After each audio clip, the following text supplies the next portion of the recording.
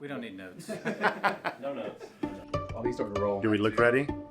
This is awesome, by the way. I've never seen him squirm I don't do in that. a public or a social situation. This is fantastic. The camera's going. I now know what it's got. I know your kryptonite. You know the. As architects, new construction holds its place, but preserving who we are as a community and our history is what sets us apart and distinguishes us, and it's really our identity. Preservation's always been important to our firm, and so we're honored to be recognized as Preservationist of the Year. I mean, it's a big honor. It's great to partner with them. There's a lot that goes into these projects. They're super collaborative, and it's really a lot of trust the owners have in us to be a part of their design team. And so that in and of itself is an honor. I think our firm's in a unique position because a lot of the buildings that our founders, like Bruce McCarty, did 60 years ago are now in need of historic preservation and renovation. One of my favorite buildings is the downtown library, the Lawson McGee Library. A, I love going to the library, but B, it's just a great space, great light. I just love the whole thing. So, and then the Art and Architecture building at UT, Bruce and Doug worked on that together. And so I think we're, as sort of the next generation at MHM, in kind of a unique position to be able to have been a part of sort of the creation of those buildings as a firm, and then now hopefully be able to restore them and renovate them.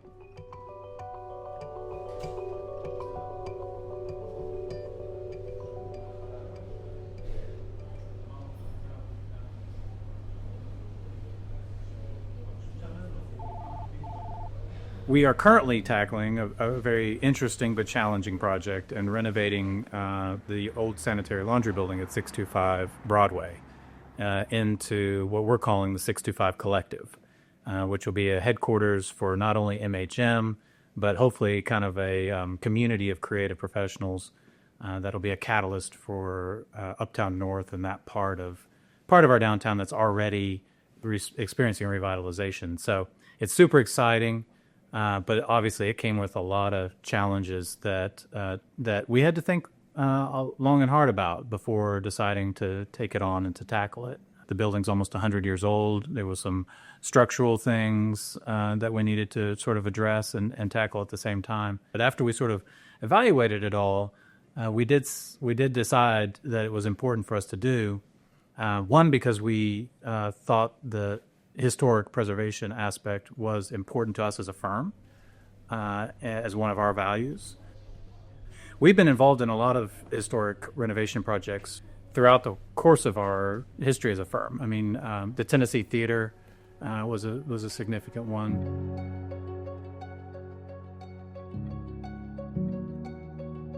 And that one, personally, to me, is one of the ones that made me that inspired me to do historic preservation on a bigger scale and get involved in, and really showed me the importance of historic preservation. When I walked in for the first time, both me and my wife, were in awe, and I was proud that my firm had been part of that in the past, and then I was proud to carry that legacy forward and to potentially have that kind of impact for my kids and the next generation. They're sort of the bridge between generations, really. And they really shape us and tell us like who Knoxville is versus any other community. I mean, they give us our identity in a lot of ways. I mean, these projects are tough and challenging, but they're needed and important. And I just think about all the challenges in terms of bringing the building back to a use a lot of times, You up and I to talked about code. the John H. Daniel building. Yeah, I mean, like you were the total, the John H. Daniel building was an amazing example because that building was super challenging. It had 4 distinct buildings with different elevations and floor levels. But all that to say is that was fun because we created one of the challenges for that project was how to circulate around. So we used one of the buildings as an entry, found connections where the floors could connect, maximized the units. And the natural light. So, I mean, that building in particular is almost a whole city block in the old city.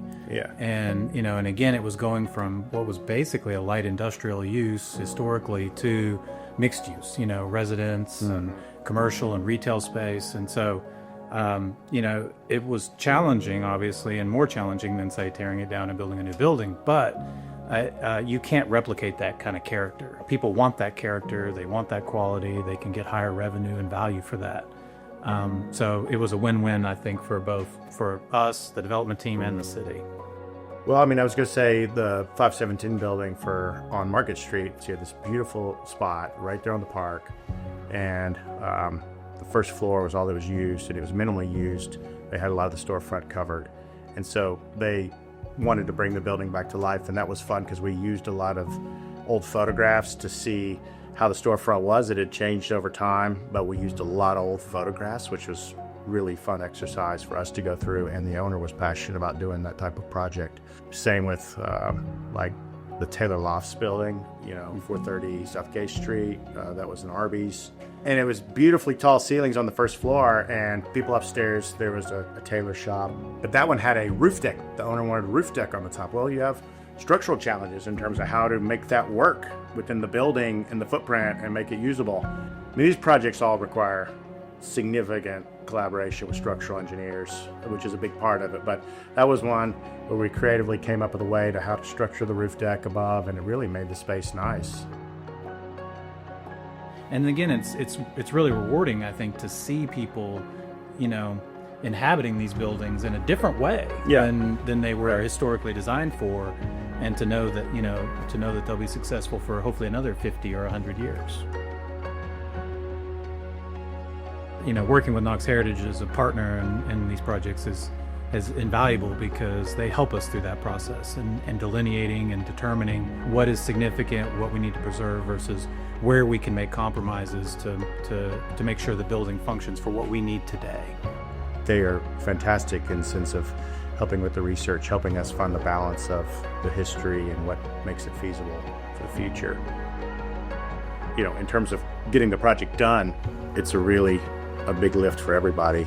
We want to be involved in the buildings in our community, and that involves historic preservation. So that'll be important for us moving forward in our firm. We're 60 years old this year, and a lot more abilities to work with. Yeah. This is where you insert the Knox Heritage QR code. Yeah, exactly. For new members. Yeah. Right, exactly. Join here. She promised us a beer every time we said Knox Heritage. So, yeah. I was going to say at least, we got it. Yeah.